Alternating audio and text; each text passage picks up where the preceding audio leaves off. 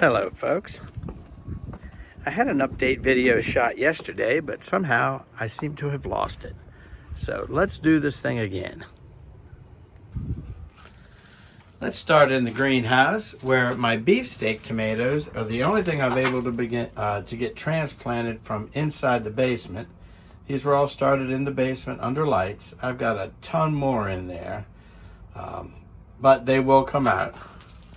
And down here, of course, I've got the onions that aren't onions, and I can never remember what they're called. And then I've got my garlic that's covered in weeds, but it's growing well. And then I put in spring onions in these 3 potato bags. And as you can see, 2 days, 3 days max. Of course, these onions don't take any time to come up whatsoever. They're already sprouting. So that's what's happening in the greenhouse. This is going to be a 2-foot by 8-foot tomato bed that will go straight up vertically. Then of course we have our crazy chickens, which we found out we've got a Easter egger in there somewhere.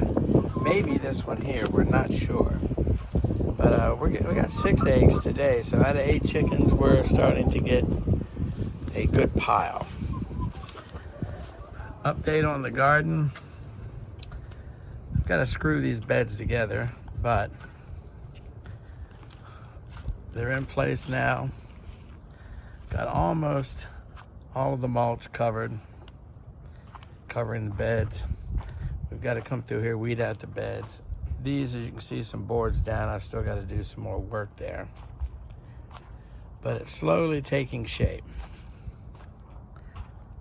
Decided to leave the top 2 rows in gravel. I've got to get more to finish it up. And we got flowers up here, but nothing's popped up yet. But our camellia tree has sprouted some new leaves, so that's good. I put some ammonia, I think it's ammonia hydroxide, something like that, on it to drop the pH, because my soil is probably around 7 here. And then yesterday I put in, not dandelions, but 50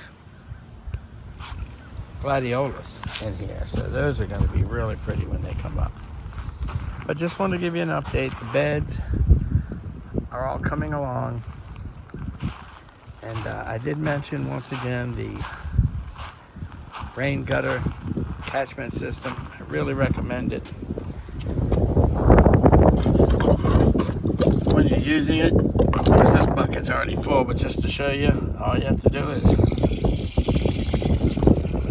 open the faucet and you get non-chlorinated natural water. I'll put a link to that where I got it from. It's not real expensive, but we've been using it a bunch. So that's the current update, and talk to you soon.